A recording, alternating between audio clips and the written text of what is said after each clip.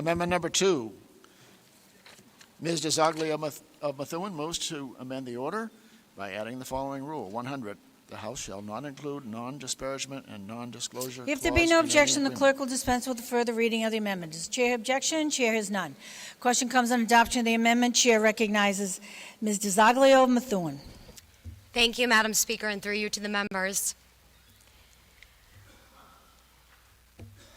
Years ago, when I was a 26-year-old staffer working in this very house, I had the misfortune of having a conversation in this room one evening with a state representative during a party that the House leadership and staff were having.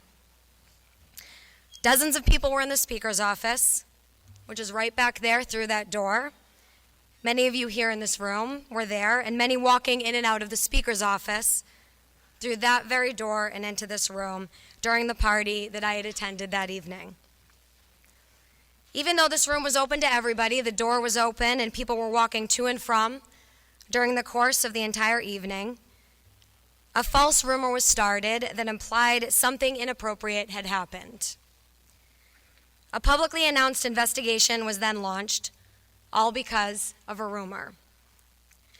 The investigation took weeks and found no wrongdoing or inappropriate behavior had occurred. But by the time the findings of the investigation were released, rumors had already spread through the building, and people were constantly talking about me, and not in a good way. I'm going to leave it at that.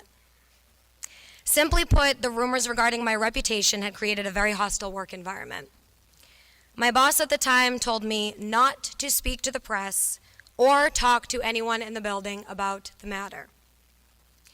Needing to keep my job, as a recent college grad with lots of bills to pay, I did what I was told, kept my head down, did my work, kept quiet, and listened.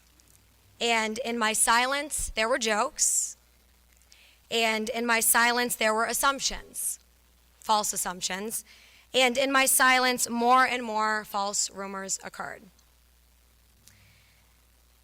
I tried to do my job, hoping it would eventually be over and that some other story would come up that was more interesting than mine, and that Chair apologizes to the gentle lady at the microphone. Chair will be in a brief recess.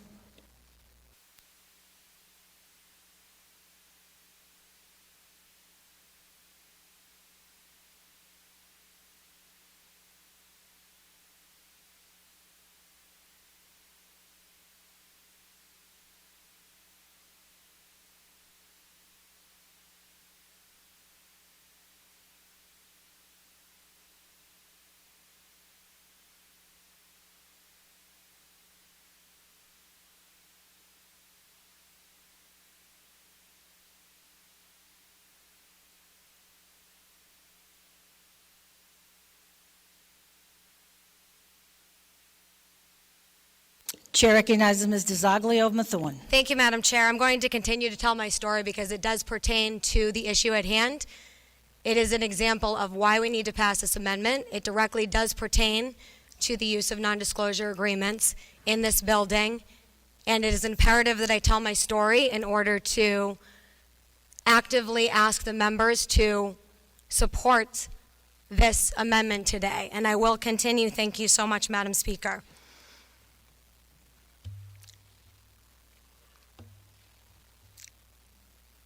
I wanted things to eventually go back to normal, but it never went back to normal. My boss told me that I needed to look for another job because the rumors were too much for him to handle. I informed the Speaker's staff of the situation through a phone call and asked if they were able to help, maybe with a temporary employment position until I could find a permanent position. And unfortunately, they said there was nothing they could do.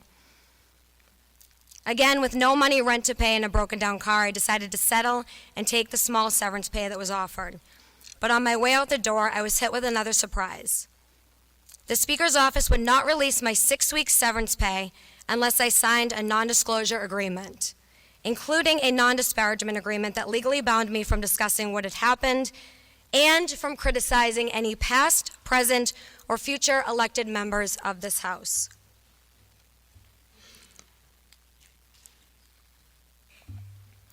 I hesitated for days, because I did not want to sign this document. With my money running out quickly, however, I didn't feel I had another option, so I signed under duress.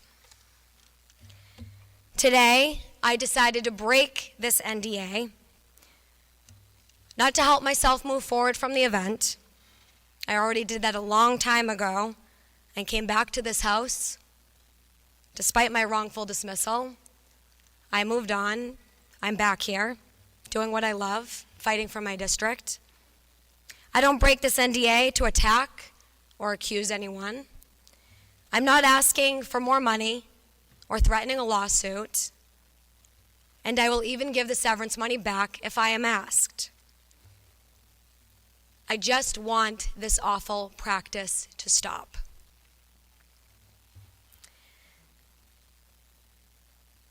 Mr. Speaker, we might differ on our remembrance of past occurrences, but today, that is neither here nor there. I'm not here to argue about the past. Today is about the future. And today, I am breaking my NDA because I found out that it's not just me who has been told to be quiet. I'm not the only one with this type of agreement. And my situation was nothing compared to what others may have experienced. I've recently heard that dozens of other people who have worked in the House of Representatives have signed NDAs and non-disparagements since 2009. As a state legislator, now in knowing this information, and after having heard about all of the women and men through the last several years who have been victims, but who are afraid to come forward because of fear of political retaliation, damage to their reputation, inability to continue to work on Beacon Hill, and legal retaliation, it's my duty to come forward and say that this is wrong and will not be tolerated. Time's up. I'm deeply disappointed, Madam Speaker, that it's been said that these agreements don't exist. It's clearly not true. But the technical reason why that's allowed to be said is because those responsible for requiring these NDAs in the past have been very careful in choosing not to document within the language of these agreements why certain employees have had to sign them. The process has been broken for a really long time, and I'm glad that the proper protocol is being examined in today's legislation before us today, and I do want to say thank you to our leadership team for their hard work on this bill. But we still have a bill presented to us that does not include adequate reforms on our use of NDAs and non-disparagement agreements. Apparently, the two amendments that I filed regarding this issue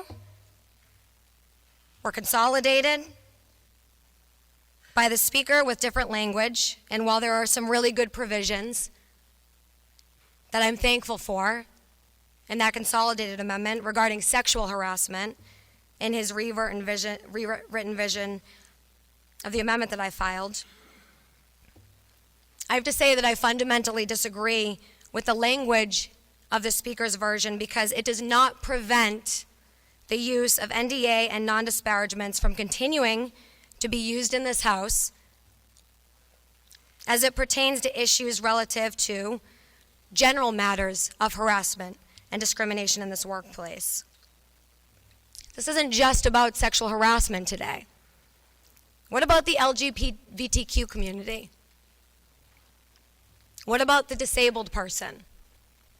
What about gender discrimination? A lot of people said to me, well, your issue wasn't just sexual harassment, it was gender discrimination. Well, what if it was just gender discrimination? Would I be able to move on, or would I still receive an NDA?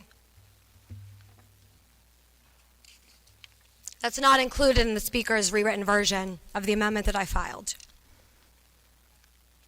Also, people of the past being released from their NDAs, I commend the Speaker for allowing that to occur. I did file that amendment. However, my amendment allows for anybody who has an NDA for any reason regarding harassment or discrimination to come forward and have that NDA removed.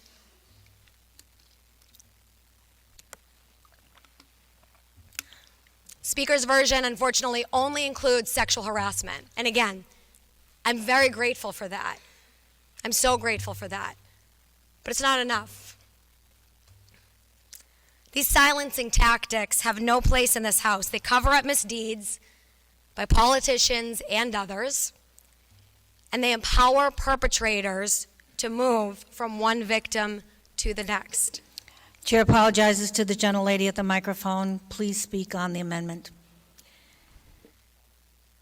The use of NDAs, which my amendment looks to remove from the House of Representatives in this rules package today, is an abuse of power to force public employees to sign away their right to speak using taxpayer money. We are a public institution. I want to remind everybody of that. These are public tax dollars that are being used to silence people because they might be critical of public elected officials in this chamber. We should not be in the business of silencing our critics or covering up any harassing or discriminatory behavior, or even giving the appearance of doing so with public funds. Thank you, Madam Speaker. I hope my amendment is adopted, and respectfully request that when a vote is taken, that it be taken by a call of the yeas and nays. Gentlelady asks that when the vote is taken, it be taken by a call of the yeas and nays. Those joining with her will stand. Monitors will return the count. First division? 0. Second division?